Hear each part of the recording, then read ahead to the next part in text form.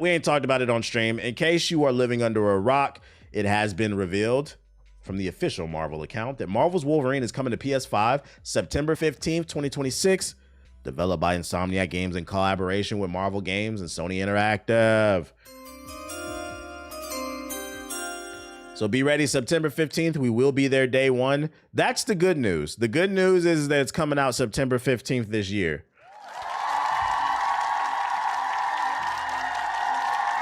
The bad news is that Phantom Blade Zero comes out a week later. Oh my Lord. My pockets, my energy levels, they're gonna be at an all-time low. For some reason, these games are coming out week back to back, bruh. So please be aware, in case you didn't know, Phantom Blade Zero comes out right now. So, oh my God. I'm probably gonna prioritize Wolverine because I like comic books, but we will get, I'm not gonna lie. Unfortunately, Phantom Blade Zero is gonna have to take a back seat. Like, I'll get to it when I get to it. Yeah, budget, now that you know, budget accordingly. Don't act like it's a surprise when September come around. Set some money aside, man. Hopefully Wolverine is linear and quick.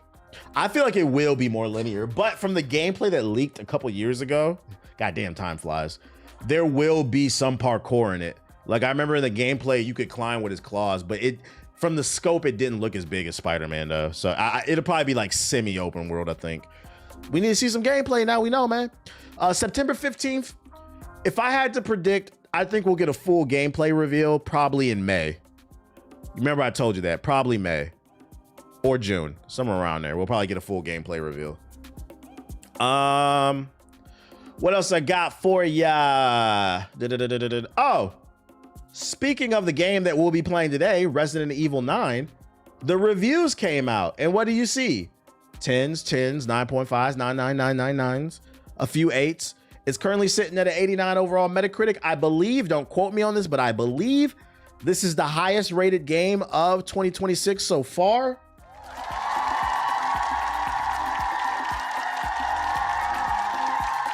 And I'm hearing a little birdie told me that on average, it takes people 10 to 20 hours to finish the game.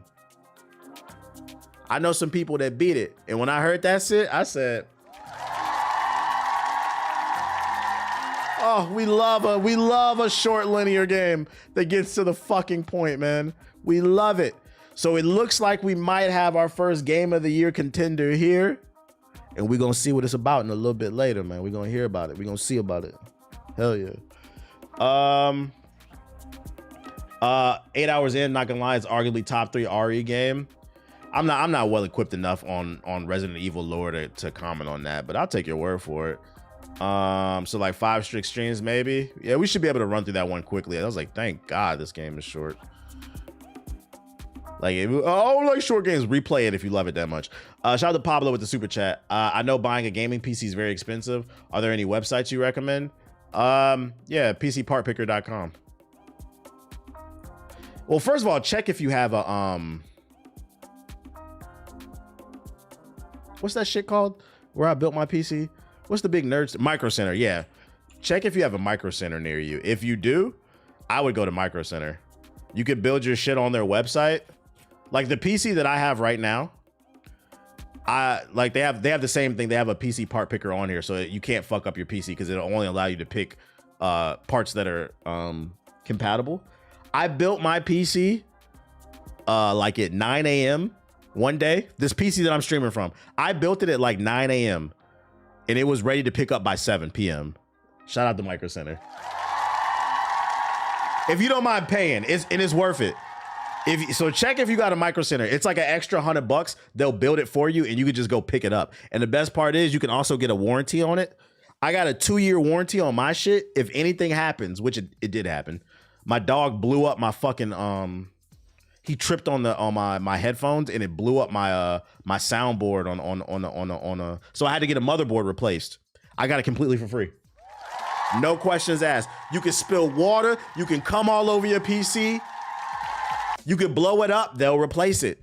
No questions asked, bruh. So I would say check to see if you have a Micro Center. If not, go to PC Part Picker and order the shit. PC Part Picker. This is the other one. So then with this one, basically it'll allow you to pick PC parts without fucking it up, and then you just order the parts and build it yourself. Anyways, Micro Center over Best Buy every day. Micro Center, they know what they're doing. There's real nerds there. One of the best stores that I've been to in recent memory. I love that place, bro. That's Micro Center is nerd heaven, dude. Nerd heaven, man. But in regards to Resident Evil 9, be careful who you listen to when it comes to reviews if you're still on the fence about buying it. Because according to this article, AI-generated reviews of Resident Evil Requiem were written by a fake iGaming and sports betting analyst. Briefly, it hit the Metacritic. A review of Resident Evil 9 has been pulled from Metacritic after humans noticed it was AI-generated. UK-based site VideoGamer.com published the review by author Brian Marigold, who doesn't seem to exist, and whose Video Gamer profile picture carries the file name ChatGPT image October 2025. He's nevertheless described as an experienced iGaming and sports betting analyst with a deep appreciation for the innovation shaping modern gambling entertainment. That's relevant because since August 2025, Video Gamer has been owned by Clickout Media, who earlier this month laid off the site's editorial staff. So they fired people so they could do ChatGPT reviews. Now, why is this problematic? Because on a surface level, it's obvious why this is problematic. It's not a real person writing this review, so you can't trust it. But the other reason on a deeper level why this is problematic is because these websites are owned by gambling companies. So what they're doing is they're trying to boost the numbers of the game. Like they're trying to make sure it doesn't fall below like 85 on Metacritic so they can cash out on Kalshi and Polymarket basically. Basically somebody, whoever is writing the prompts for this shit probably has money on Polymarket for Resident Evil 9 reviewing well. And they're trying to boost the numbers by writing fake reviews, which is crazy because out of all the games, this probably didn't need fake reviews. These motherfuckers are stupid. This is why gambling is problematic. They call it prediction markets. No, it's called manipulation and gambling. It's bullshit, bro. It's fucking everything up. So yeah, be wary about, where you're getting your reviews from, man. Sony. Oh my God.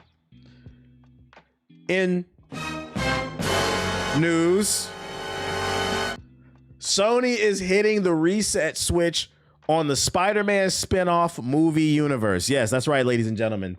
The universe that contains Venom, Morbius, Kraven the Hunter, and what was the spider, and Madam Web. All those classics. Sony said, since we still own the Spider-Man IP, we want to reboot it and try to make money. And I'm here. Listen, very rarely will I sit on my stream and speak on behalf of people, but I think I'm going to go ahead and I'm going to do this, chat. Respectfully, Sony, on behalf of all the nerd community, and when I say all the nerd, I'm talking about gamers, anime niggas, tech heads, fucking comic book fiends, all nerd fandoms. I'm speaking on behalf of letting you know, fuck you. We don't want this shit, bruh. Kraven the Hunter, y'all need to go hunt some new writers. Go hunt somebody at the Marvel studio and just sell fucking Spider-Man back to them 100%. You niggas is lucky to have Miles Morales. And y'all better not fuck up. That's the last thing. Y'all better not fuck up that third movie, man. We don't want Morbius. I didn't know who Morbius was until the Spider-Man cartoon in the 90s. That nigga just randomly appears, bruh. Kraven the Hunter's cool, but I don't want a fucking movie without Spider-Man in it, okay? They are doing some cool things in the comic books with Kraven the Hunter and Kraven the Hunter and Predator. If you haven't read that, well, no, it's not Kraven. He's in it, but it's fire. They're doing some cool stuff with it. You guys should do something with that. But I think I can speak for most of the gaming community or nerd community when I say we don't want to see this shit. No, I'm not reading this article. No, thank you. We don't want to see it. No, thank you. In other superhero news, this whole section, I believe, is superhero stuff because it started with Wolverine. Yeah, it's all superhero stuff. Wolverine, then the Sony shit. Marvel Maximum Collection was announced for the PS5, Xbox Series, Switch, and PC. It features 6 classic titles from arcade, 8-bit, and 16-bit consoles. Marvel's Maximum Collection includes a host of fan favorites, each evoking the endless spirit and imagination and nonstop action that made the original so beloved. What games are they? This got a trailer for this shit? They do. Kraven versus the Predator. It started in Spider-Man versus Predator. Kraven appears, and then at the end of it, the nigga goes to space with the Predators. And then I think it's the Marvel Universe versus. I'm not gonna lie. You know what really sucks about reading comic books? It's gotten to the point where I'm reading so many different things at once. I'm getting shit mixed up. The story continues, I believe, in Predator versus the Marvel Universe, and Kraven gets promoted to a Predator. Not like not like the Dr. Disrespect shit, but like they give him an honorary nigga pass, basically. They give him an honorary pass as a Predator from space, basically. They said, damn, nigga, you like that. So they brought him on the ship, and now he working with them and shit. Like, there's some cool ass stories in these books I wish they would animate. That's why I said, like, Kraven the Hunter's cool. We just didn't want that fucking shit for the movie. Hey, that's kind of lit. They gave bro locks too. Nah. He still got his look. He got like a new little fit or whatever. Yeah, they gave him his nigga pass, basically. Anyways, what was I about to do? Let's look at this Marvel Maximum.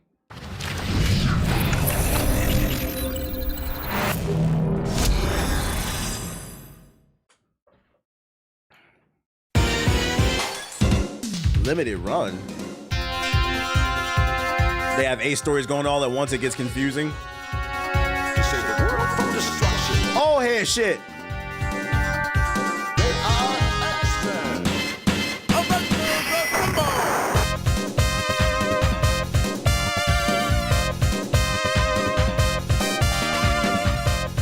You notice some old head shit because I don't even know these games. Captain America and the Avengers. What was this on the Sega Genesis? I don't know this game.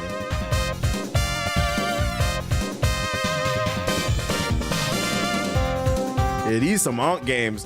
These games, Nomad and Siggy and Flock play, bro. JG, these Unk games. Bro. Silver Surfer had a game? I remember that Game Boy Spider-Man game. That shit was not it. I remember Maximum Carnage. This was on the Sega Genesis, I believe. This game was okay. Or was it the NES? I don't know. Super Nintendo.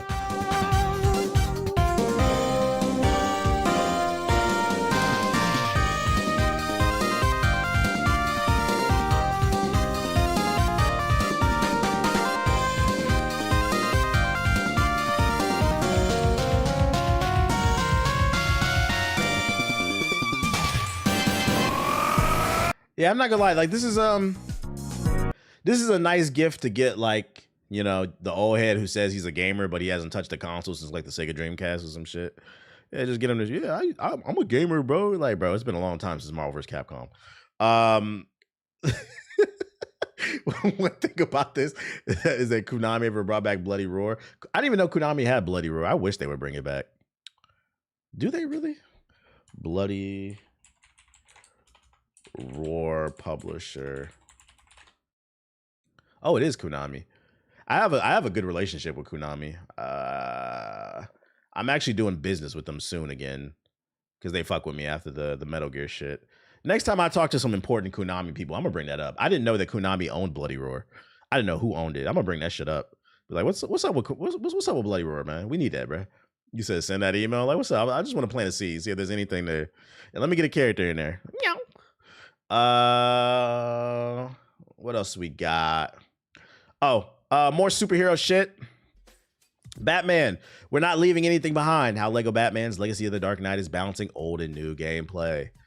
We want to keep the Lego idea fun, modern, relevant, and up to date and not get stuck in the past, says Jonathan Smith, head of development at TT Games. It's a tricky balance. For well over a decade, Lego games with the definition of consistency. You always knew what you were going to get, a series of puzzle and action-filled levels navigated by a wide roster of multi-skilled licensed characters. I'd go as far as to say Lego games were like the kid version of Dynasty Warriors. That's the reason, like, that's the reason I got tired of them. You play one Lego game, you kind of play them all. And the only reason I'm excited about this one is because it's actually very different. But Lego Batman Legacy of the Dark Knight looks to set its distance itself from the formula, at least slightly. This is a new chapter in TT Games history, one that blends a reverence for all things Batman, including notably Rocksteady's Arkham games, with a deeper gameplay experience that was first experimented with by 2022's Lego Star Wars: The Skywalker Saga.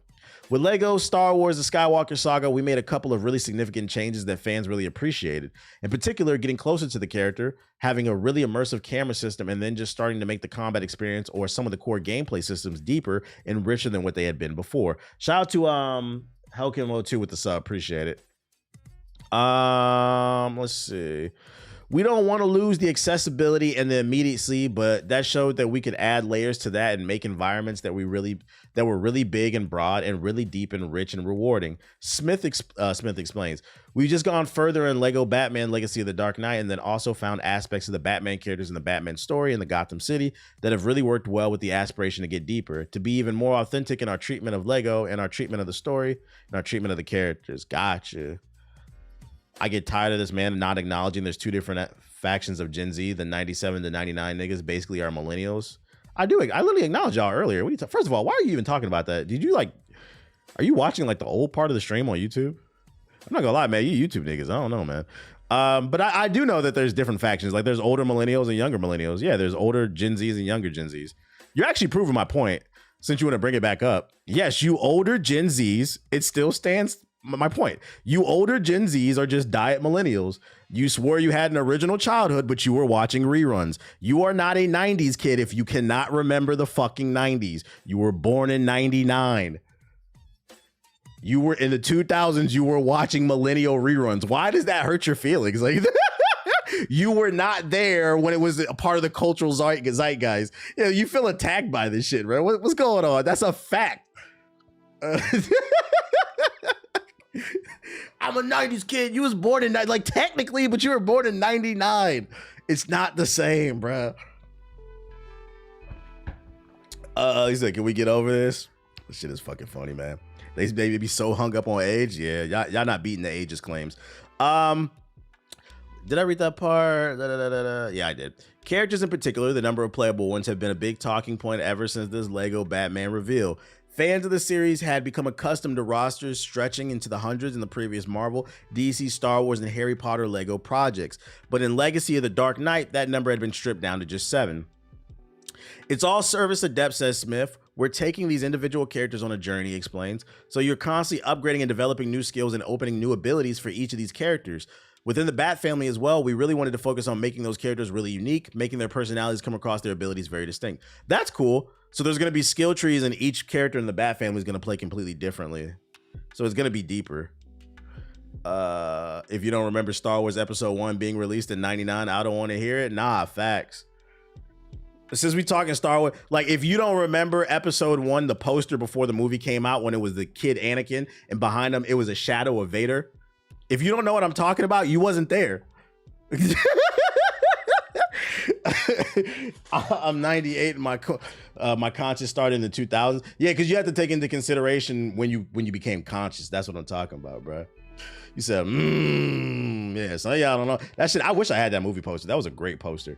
But yeah, that's cool that they're doing all these different little abilities. I'm glad I don't remember Episode 1. He said, I feel that. I feel that too. He said, I'm glad I don't remember that shit. I feel that too. That's fucking funny. I've never seen more movie promotion than Star Wars Episode 1. Oh yeah, they sold the hell out of them toys. And I'm gonna be honest, I wish back then when I was a kid I got them, man. Because isn't that a lot of that shit worth money, man? Tools at Catwoman's disposal include a whip that can not only damage enemies but aid in solving puzzles thanks to its flexibility. I'm not a material scientist. She also armed with a very handy laser pointer that can quickly summon a sharp claw kitten to scratch at the Joker's goon's face to ribbons, or allow to directly control a tamer for four-legged friend to distract guards with a meow and a crawl through vents to help unblock paths. So different characters are gonna have different abilities, as they should. It's not gonna be like the old Lego games where everybody kind of plays the same and they're just skins and shit. You need to run a game tournament between the YouTube and the Twitch chat to settle the score. That would be funny, man. Well, what would be the game? What would y'all play? Welcome to the Ball and Gun Coliseum, where we're gonna watch ball and gun gamers from the Twitch and YouTube chat duke it out to see who has chat supremacy. It doesn't matter. YouTube loses. Sparking 0. Don't nobody want to watch that shit. Motherfuckers going up and down. This is the same article. Oh. Star Wars Galactic Racer developer says racing genre is crying out for fresh ideas. Last year, Fuse Games debuted their first look at the debut title, Star Wars Galactic Racer. The Fuse team includes veterans who worked on Need for Speed, Burnout, and Star Wars Battlefront. That experience has taught them that the new Star Wars Racer had to be more than just a spiritual successor to Episode 1's Racer. Every time we made a game, we tried to innovate. Fuse Games founder and CEO Matt Webster told the game business. If you sort of zoom out a bit, it's a genre that's crying out for some fresh ideas and to steal from some other genres as well. One of the ways that Galactic Racer will differ from previous Star Wars racing games is that the races are only part of the experience. Galactic Racer will also allow players to spend time outside of their vehicles and find stories taking place around them. Okay.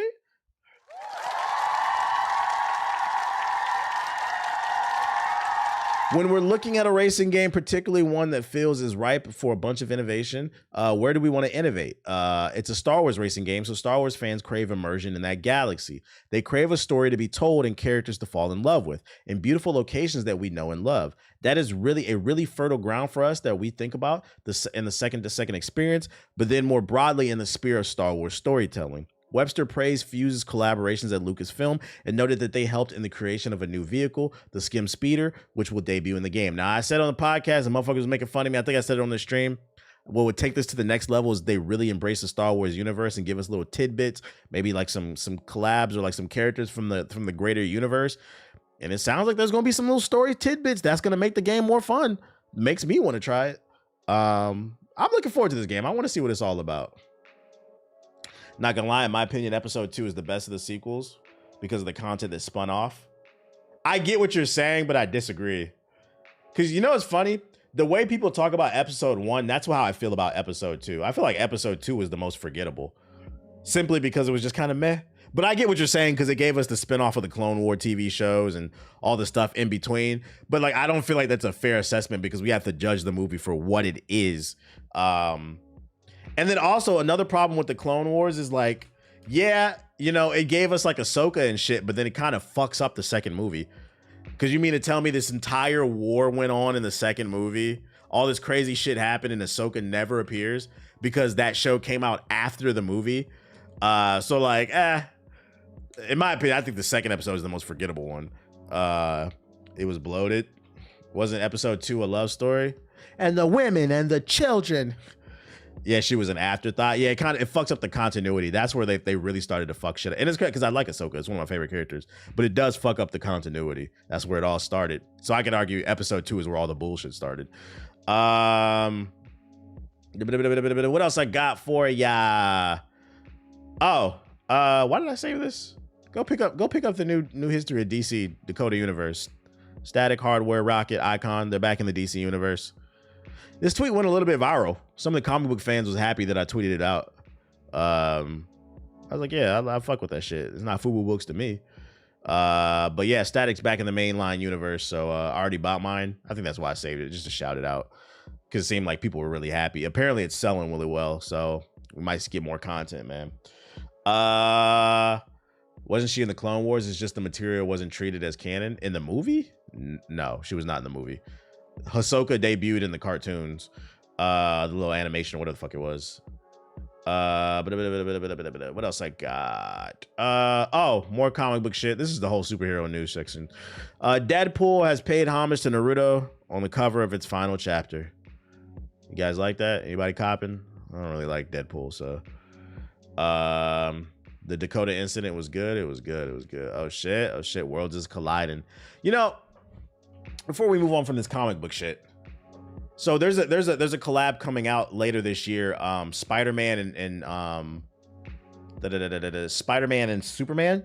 There's a panel that leaked of Clark Kent and Peter dressed, you know, doing new shit. So that comic book is coming out this year. And then last year there was 2 Batman and Deadpool books came out. It was Batman, Deadpool, and then Deadpool, Batman with like different writers.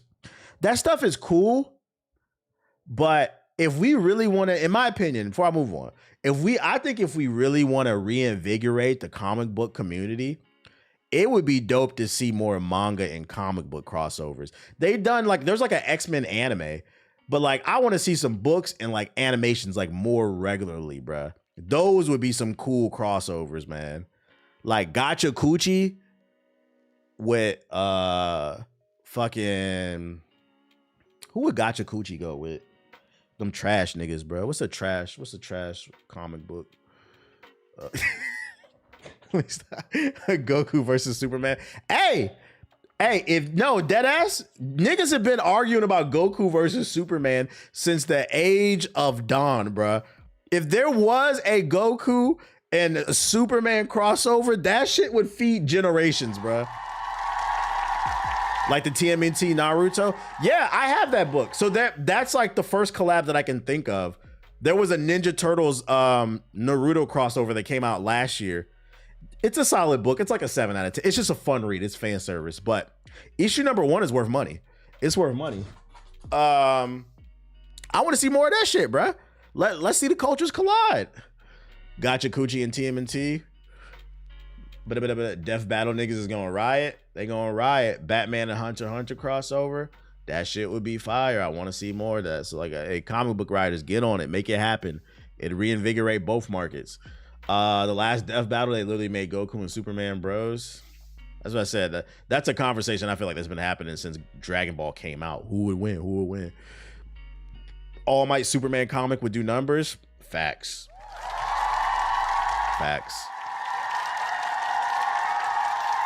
The Saiyans and the Kryptonians would be generational rivals. Facts. See? Sonic and DC did it. Well, Sonic is a video game character first. He has comic books, but I get you. Yeah, they just renewed it too. Those books were really good. I enjoyed them. The Sonic DC crossover. I gave it like an 8 out of 10. It was a fun read. I want to see more of that shit, man. More of that shit. Fan service.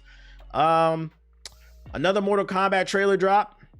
Superhero shit. It's got 13 million views. Mortal Kombat 2. Let's check it out.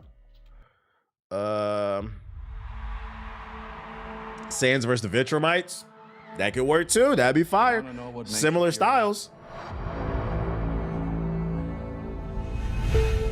It's not destiny. It's not something you're born with. It's searching for greatness. Johnny Cage, you have been chosen for Mortal Kombat. Then realizing you've had it in you this entire time. Whoa! I really don't feel comfortable hitting a girl. Don't worry. You won't. Yo, send me back. I want to go back. The rules of the tournament are simple. Our fates would not be settled by the size of our armies. They would be decided by combat. I'm not some great warrior. I'm not some champion. This is a war for the fate of your world. I feel like aesthetically it looks much better than the first movie. The first movie was kind of cheap looking. Finish him! Me?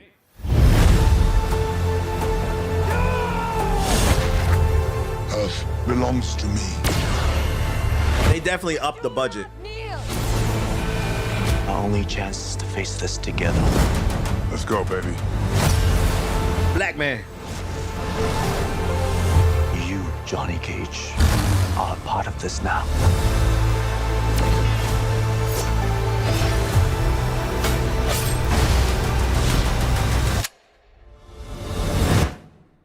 It's showtime. Get over here!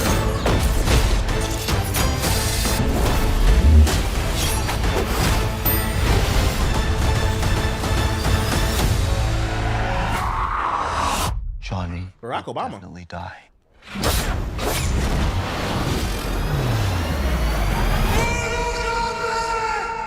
I was about to ask, is this coming to streaming or in theaters? I don't know if I'd pay to see this in theaters. It looks like a good straight to Netflix, but I don't know what it is. It looks better than the last one, but something is still not hitting for me, if that makes sense. I usually I can articulate myself. I don't know what it is, but something is still off about it to me. To where like I don't feel like I don't know if I would have get it on a discount Tuesday like at 11 a.m. for $5 or some shit like that. But I wouldn't pay full price for this. We balling on a budget. Somebody in the chat said that the sands would wash the Viltrumites. I don't know if I agree with that. Because I think you're forgetting that what up, Trey? I think you're forgetting that Vegeta, Goku, Gohan, they are exceptions to the rule.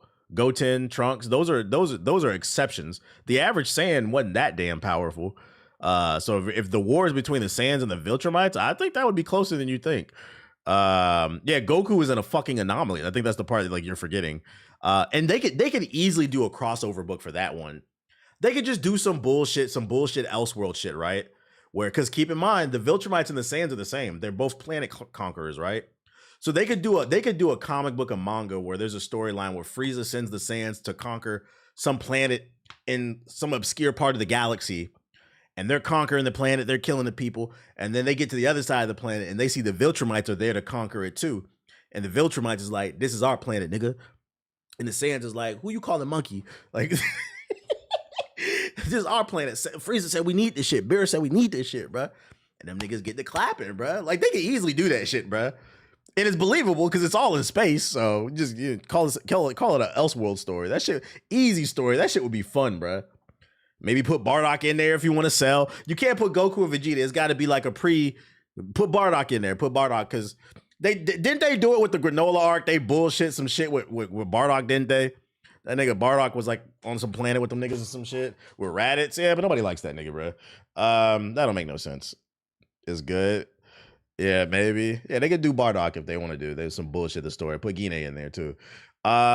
This looks okay though. It looks okay. What else I got for you? Oh, last but not least, because this section was the superhero section, right? All superhero news. The last piece of superhero news is going to the black man. You know, in this world where a lot of you motherfuckers can't read, literacy rates are at an all-time low. Average person is reading at a 6th to 8th grade reading level. It's nice to know that Sony ordered a second season of Reading Rainbow. It got rebooted last year. And I remember a lot of people was making fun of him because like he's like a happy-go-lucky dude who likes to read or whatever. And I'm like, it's a kid show. That's what the fuck it's supposed to be. You want it to be warm and welcoming. You don't want to put a kid show on. This is how I know we getting motherfuckers crazy. You don't want to put a kid show on and the kids are watching it and then be like, hey nigga, you need to fucking read.